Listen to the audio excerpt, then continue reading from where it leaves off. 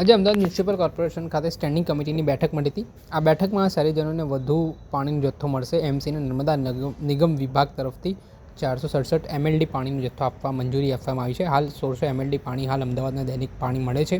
વધુ જથ્થો મળતાની સાથે પાણી વધારે આપવામાં આવશે.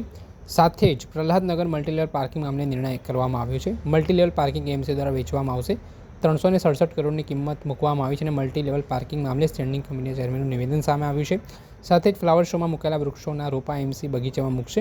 આ વર્ષે વૃક્ષોના રોપા એમસી દ્વારા વેચવામાં નહીં આવે. આ વર્ષે ફ્લાવર શોમાં 10.81 લાખ લોકોએ મુલાકાત લીધી અને ટિકિટના ફ્લાવર શોમાં 8 કરોડથી વધારાની આવક થઈ. સ્ટોલ 1.27 કરોડની આવક થઈ અને ફ્લાવર શોમાં કુલ 11.61 કરોડની આવક થઈ. ત્યારે આ મામલે શું કર્યા છે સ્ટેન્ડિંગ કમિટીના ચેરમેન દેવાંગ દાણી, તેમને સાંભળો. અમદાવાદ મહાનગરપાલિકા દ્વારા જાફર વોટર ટ્રીટમેન્ટ પ્લાન્ટ ખાતેથી નર્મદાનું પાણી સમગ્ર ઉત્તર પશ્ચિમ ઝોન, દક્ષિણ પશ્ચિમ ઝોન અને પશ્ચિમ ઝોન ખાતે વિતરણ કરવામાં આવે છે. જે રીતે રિંગ રોડ ઉપર આપણે વાત કરીએ કે વર્ટિકલ ડેવલપમેન્ટ જોવા મળી રહ્યું છે, 15 માળની ઇમારતો, 20 માળની, 30 માળની ઇમારતો અને જે રીતે વસ્તી પોપ્યુલેશન વધતું જાય છે, પરિણામે નર્મદાના પાણીની ત્યાં આગળ ઘટ પડતી હતી. પરિણામે રાજ્યના માનનીય મુખ્યમંત્રી શ્રી ભૂપેન્દ્રભાઈ પટેલ સાહેબ અને ભારત સરકારના ગૃહ અને સહકાર મંત્રી આદરણીય અમિતભાઈ શાહ સાહેબ, જે ગાંધીનગર વિસ્તારનું પ્રતિનિધિત્વ કરે છે, તેમને રજૂઆત કરવામાં આવી હતી. પરિણામે નર્મદા નિગમ દ્વારા 468 MLD પાણી વધારે જથ્થો આપવાનું નક્કી કરવામાં આવ્યું છે. પરિણામે સમગ્ર ઉત્તર પશ્ચિમ ઝોન અને દક્ષિણ પશ્ચિમ ઝોન અને પશ્ચિમ ઝોનની જે પોપ્યુલેશન છે લગભગ 18 થી 20 લાખ લોકોને આ નર્મદાના પાણીનો આપણે વાત કરીએ કે લાભ મળશે.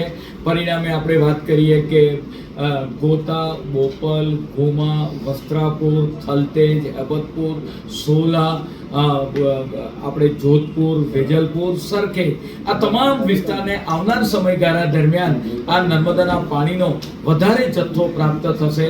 પરિણામે જે નર્મદાના પાણીની જે સમસ્યા રહેતી હતી, આપણે વાત કરીએ કે કાપ મૂકવો પડતો હતો ઘણીવાર, એમાંથી આપણને મુક્તિ મળશે અને આવનાર સમયગાળા દરમિયાન આ 400 MLD જથ્થો જાફર ખાતે પ્રાપ્ત થવાથી આ વિસ્તારમાં જે પાણીની સમસ્યા રહેતી હતી, પીવાના પાણીની, એ આ સમસ્યાનો અંત આવશે. અમદાવાદ મહાનગરપાલિકા દ્વારા આંતરરાષ્ટ્રીય ફ્લાવર શોનું આયોજન કરવામાં આવ્યું હતું. 1 જાન્યુઆરીએ રાજ્યના માનનીય મુખ્યમંત્રી શ્રી ભૂપેન્દ્રભાઈ પટેલ સાહેબે તેને ખુલ્લો મૂક્યો હતો. ફ્લાવર શો આપણે વાત કરીએ કે દિવસે દિવસે એની આપણે વાત કરીએ કે નામના વધતી જાય છે.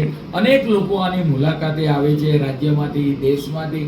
આ વખતે ફ્લાવર શોની મુલાકાતે 11,68,000 જેટલા મુલાકાતીઓએ ફ્લાવર શોની મુલાકાત લીધી હતી અને તેનાથી મહાનગરપાલિકાને લગભગ આપણે વાત કરીએ કે 13.5 કરોડની આજુબાજુ અંદાજિત ટિકિટની આવક, સ્પોન્સરની આવક અને સ્ટોલના હરાજીના માધ્યમથી લગભગ 13.5 કરોડ કરતાં વધારેની આવક થઈ છે.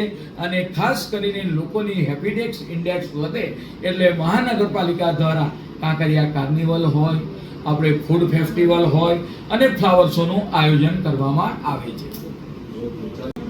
અમદાવાદ મહાનગરપાલિકા દ્વારા પ્રહલાદનગર ખાતે વેજલપુર TP 25ની અંદર મલ્ટીલેવલ પાર્કિંગ બનાવવામાં આવ્યું હતું. આ વાત કરીએ કે મલ્ટીલેવલ પાર્કિંગ PPP મોડેલ પર ground floor, first floor, second floor અને ઉપર 8 માળ સુધી આપણે વાત કરીએ ઓફિસ અને પાર્કિંગ બેઝમેન્ટ સાથે રાખવામાં આવ્યા હતા.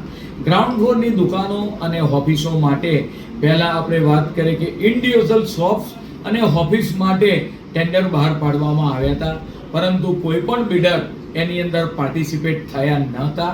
ત્યારબાદ સમગ્ર ગ્રાઉન્ડ ફ્લોર હોય, સમગ્ર ફર્સ્ટ ફ્લોર હોય, તેના માટેના ટેન્ડર ફ્લોટ કરવામાં આવ્યા, પરંતુ તેની અંદર પણ કોઈ પણ બિડર દ્વારા પાર્ટિસિપેટ કરવામાં આવ્યો નહોતા.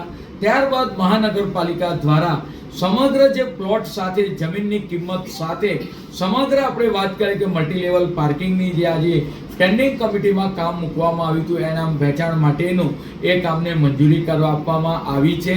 બોર્ડની મંજૂરી મેળવ્યા બાદ એને આપણે ટેન્ડર કરવામાં આવશે અને જે હાયર બોલી બોલશે, આ ઓરડાની લેન્ડ ફિક્સલ કમિટી દ્વારા એની ઓફસેટ વેલ્યુ પણ નક્કી કરવામાં આવી છે. પરિણામે H1 બિડર જે પણ હાયર બોલી બોલશે એને આ મલ્ટીલેવલ પાર્કિંગ આપવામાં આવશે. આપણે સાંભળ્યા હતા સ્ટેન્ડિંગ કમિટીના ચેરમેન દેવાંગ દાણી, તેમણે આજે જે અલગ અલગ મુદ્દાઓ છે તેને લઈને પોતાની વાત કહી હતી. દર્શક મિત્રો, આવા જ વિડીયો જોવા માટે એન કવરેજ ન્યૂઝ જોતા રહો.